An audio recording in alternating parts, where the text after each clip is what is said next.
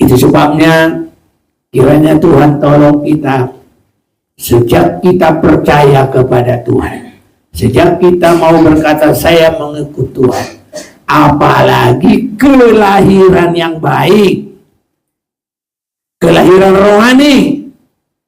Apa kelahiran rohani yang baik? Sementara kita percaya dan kita menyerahkan dibaptis, itu adalah perjanjian kita untuk hidup dalam Tuhan, hidup baru dalam Tuhan. Yang lama sudah berlalu, yang baru sudah datang. Ini harus terjadi dalam kita. Ya, harus kelihatan, saudara-saudaraku. Ini namanya ya kelahiran yang baik.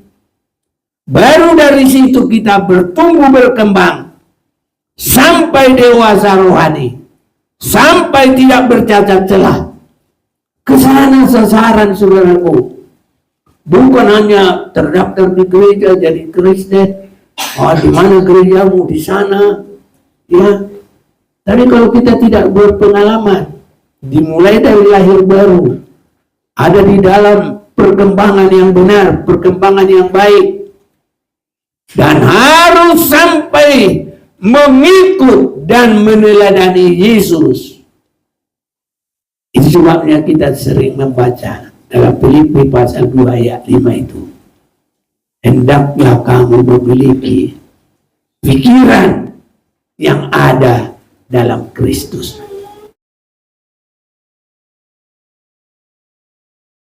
Puji Tuhan, kita bersyukur Tuhan masih beri kesempatan bagi kita beribadah. Mari kita mengarahkan hati kita. Kita akan membaca firman Tuhan dalam kitab Wahyu pasal yang ke-17. Kitab Wahyu pasal yang ke-17.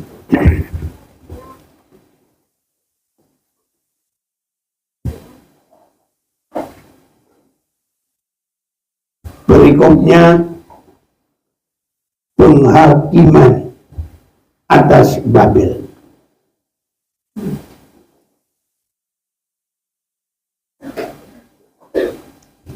Saya bacakan bagi kita mulai ayat 1. Lalu datanglah seorang dari ketujuh malaikat yang membawa ketujuh cawan itu dan berkata kepadaku, mari ke sini, aku akan menunjukkan kepadamu putusan atas pelacur besar yang duduk di tempat yang banyak airnya. Dengan dia raja-raja di bumi telah berbuat cabul, dan penghuni-penghuni bumi telah mabuk oleh anggur percabulannya. Dalam roh aku dibawanya ke padang gurun, dan aku melihat seorang perempuan duduk di atas seekor binatang yang merah ungu, yang penuh tertulis dengan nama-nama hujat. Binatang itu mempunyai 7 kepala dan 10 tanduk. Dan dari perempuan itu memakai kain ungu dan kain kermisi yang dihiasi dengan emas, permata dan mutiara, dan di tangannya ada suatu cawan emas penuh dengan segala kekejian dan kenajisan percabulannya. Dan pada dahinya tertulis suatu nama, suatu rahasia, Babel besar, ibu dari wanita-wanita pelacur dan dari kekejian bumi. Inilah firman Tuhan yang kita akan perhatikan, saudara-saudaraku. Kitab Wahyu adalah Tuhan berikan.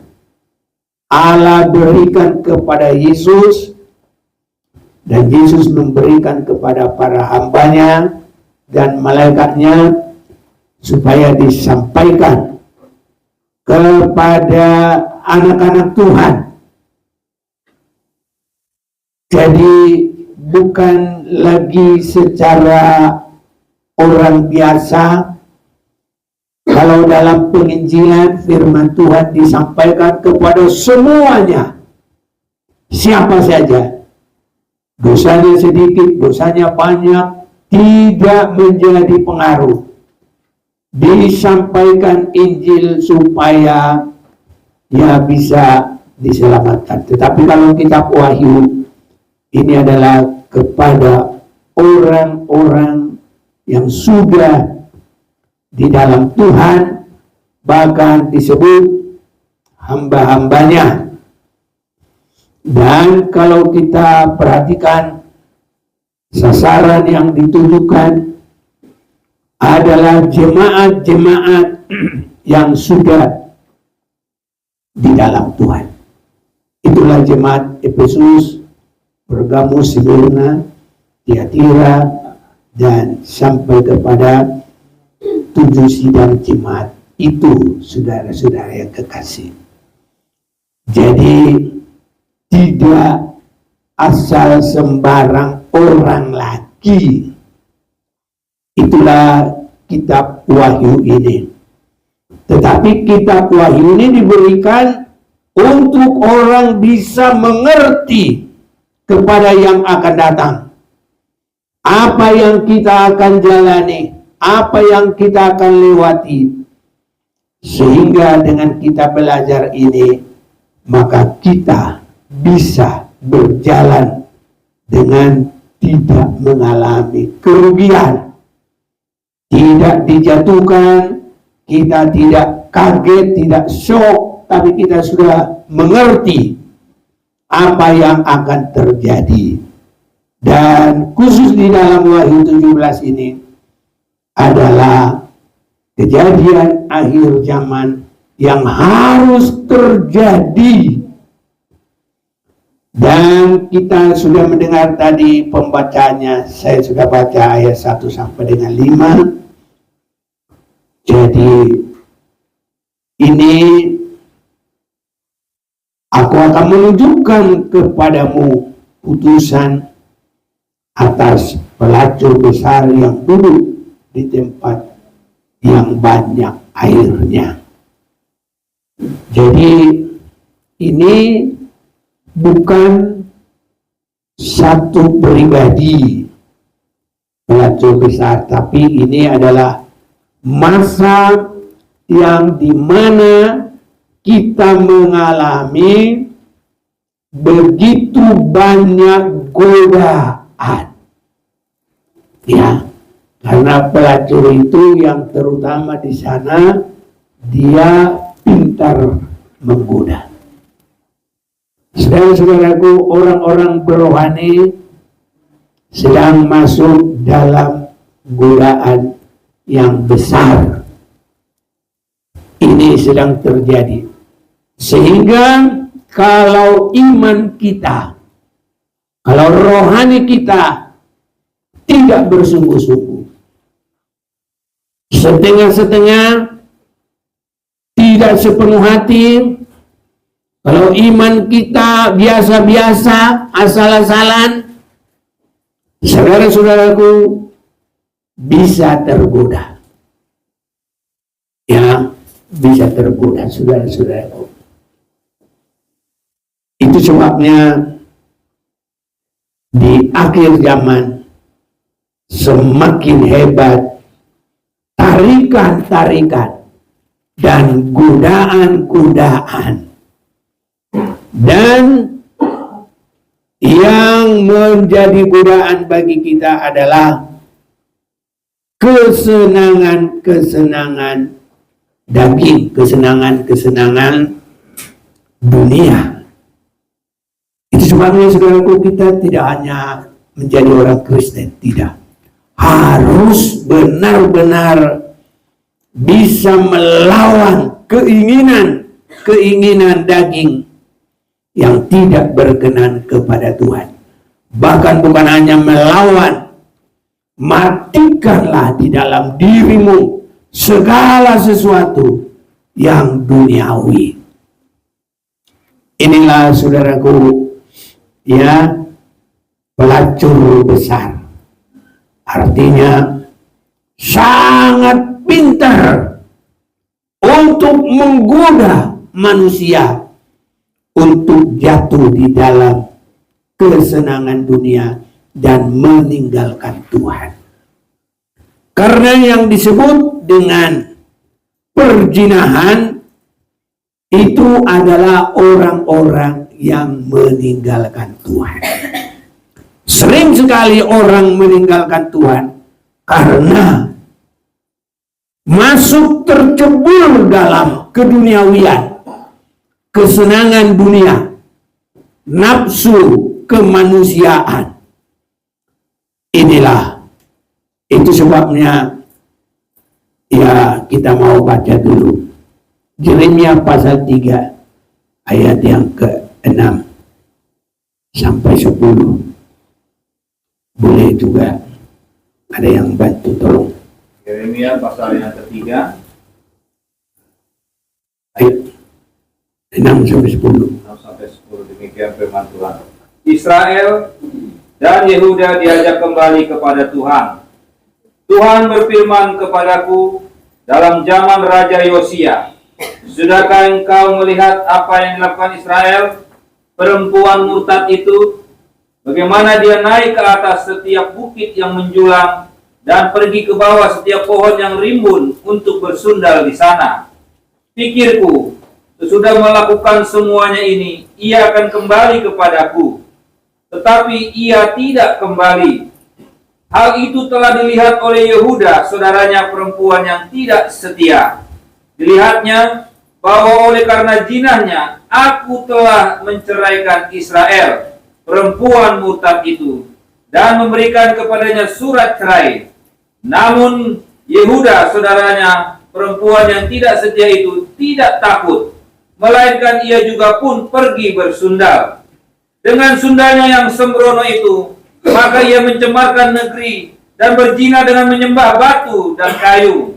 Juga dengan semuanya ini, Yehuda, saudaranya perempuan yang tidak setia itu, tidak kembali kepadaku dengan tulus hatinya, tetapi dengan pura-pura. Demikianlah firman Tuhan.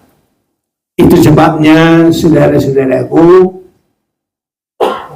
orang-orang yang benar di akhir zaman ini harus sampai bisa mengutamakan Tuhan melebihi dari segalanya.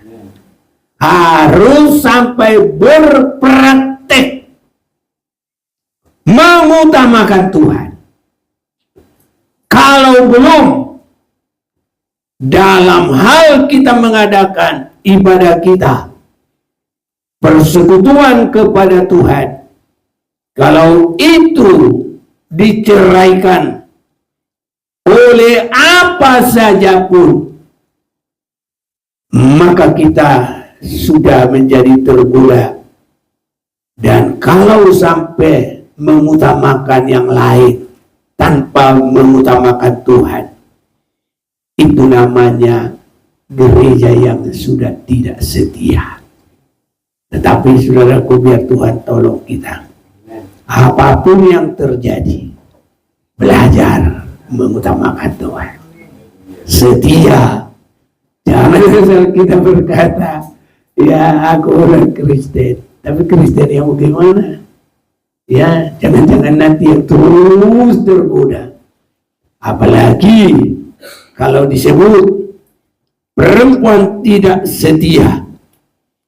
Jadi saudara-saudaraku, tergoda oleh apa saja, jangan sampai kita disebut yang tidak setia. Tapi harus tetap setia dalam ibadah kita. Kiranya Tuhan tolong kita. Semuanya harus sampai bisa, saudaraku. Ya, ini. Karena kalau kita sudah mulai dihalangi oleh apa saja pun di dalam kebiasaan kita untuk mendekatkan diri kepada Tuhan, maka di situ kita sudah tidak setia lagi.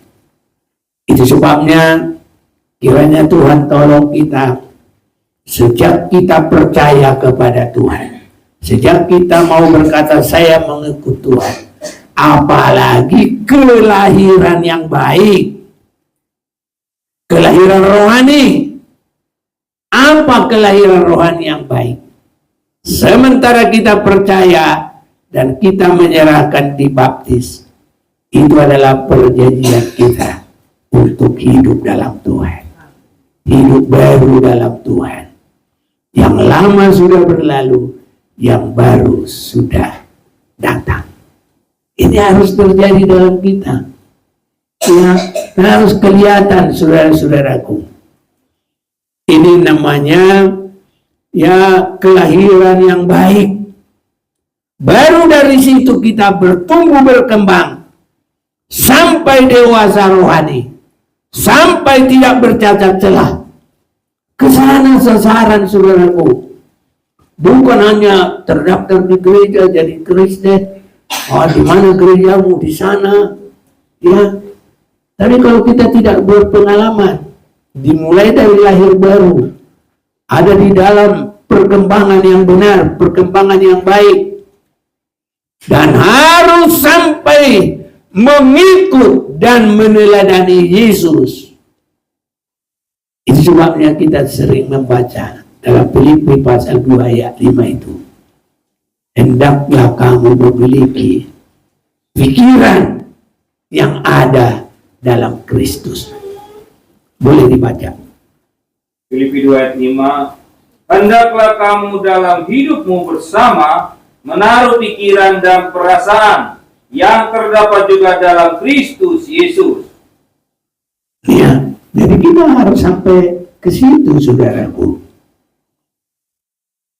Biar nanti bersaksi, biarpun nanti ngomong apa saja, tapi kalau hidupnya tidak mengarah ke situ, semua nanti kesaksian kosong.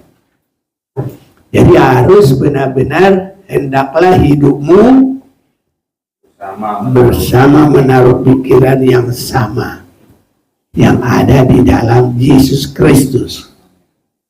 Apa itu? Coba lanjut. Yang walaupun dalam rupa Allah, tidak menganggap kesetaraan dengan Allah itu sebagai milik yang harus dipertahankan. Jadi tidak ada yang dipertahankan, saudara-saudaraku. Kita harus berani meninggalkan semua untuk benar-benar masuk dalam pikiran Kristus itu. Lanjut. Melainkan telah mengosongkan dirinya sendiri dan mengambil rupa seorang hamba dan menjadi sama dengan manusia. Iya, ini artinya tidak ada lagi bisa digoda, saudaraku. Apa yang mau digoda sudah tidak ada, sudah kosong, saudaraku. Tapi kalau ada di dalam kita keinginan, nafsu, nah sedangkan dunia ini menarik dengan kesenangannya, ya duitnya, ya semua ya, ada tarikan. Bapak-bapak ada tarikan, ibu-ibu ada tarikan, muda-mudi ada tarikan, masing-masing.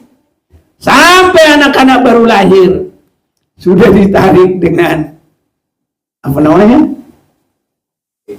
Gadget, handphone. Iya, begitu. Jadi kalau sudah nanti semua perhatian di luar Kristus, apa yang akan terjadi? Saudara-saudaraku, nanti akan terjadi ketidaksetiaan. Lanjut dibaca. Dan dalam keadaan sebagai manusia, ia telah merendahkan dirinya dan taat sampai mati, bahkan sampai mati di kayu salib.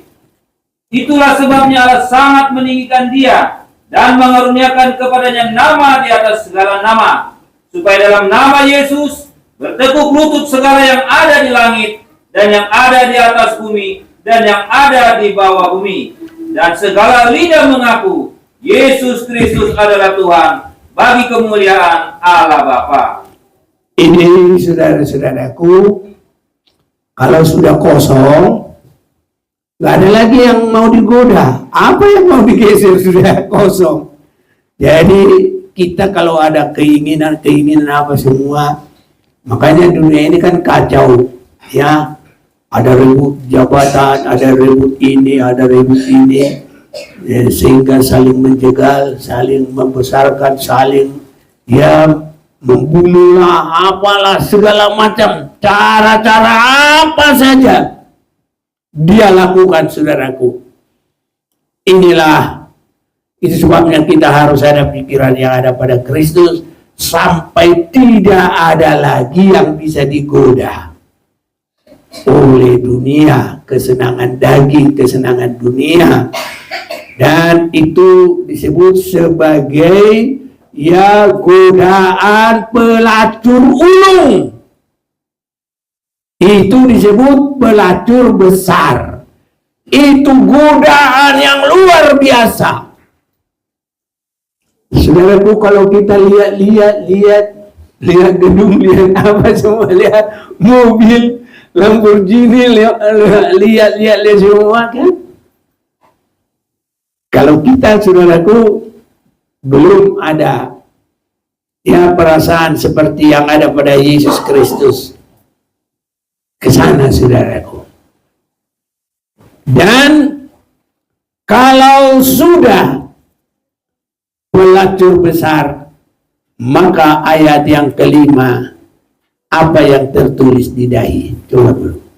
Dan pada dahinya tertulis suatu nama, suatu rahasia, Babel besar, ibu dari wanita-wanita pelacur dan dari kekejian bumi. Ya, kalau manusia sudah tertarik akan kesenangan dunia, akan hal-hal duniawi, dan tertarik di sana, maka terjadi adalah kesombongan. Jadi pikiran yang ada sombong, itulah permulaan dari Babel. Ini baru Babel itu habis dia sombong, dia melawan rencana Tuhan. Makanya nanti ada peperangan yang besar, sampai di surga juga ada peperangan, saudaraku. Iblis itu dia berperang. Nah, kalau mau kita baca Wahyu pasal 12.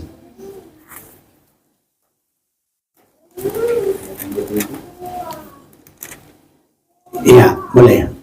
Naga dikalahkan, maka timbullah peperangan di sorga. Mikael dan malaikat-malaikatnya berperang melawan naga itu, dan naga itu dibantu oleh malaikat-malaikatnya. Tetapi mereka tidak dapat bertahan. Mereka tidak mendapat tempat lagi di sorga. Dan naga besar itu, si ular tua, yang disebut iblis atau Satan, yang menyesatkan seluruh dunia, dilemparkan ke bawah. Ia dilemparkan ke bumi bersama-sama dengan malaikat-malaikatnya. Ya, jadi naga itu yang menyesatkan, menggoda dengan segala macam penyesatan. Itu sebabnya kita harus benar-benar meningkat di dalam rohani. Kalau tidak, saudaraku, ya duniawi ini, apa saja perkara-perkara kesenangan, itu bisa akan menyesatkan. Jadi iblis itu sebelum berperang, dia menyesatkan seluruh dunia. Dan cara penyesatannya itu tidak kasar. Itu sebabnya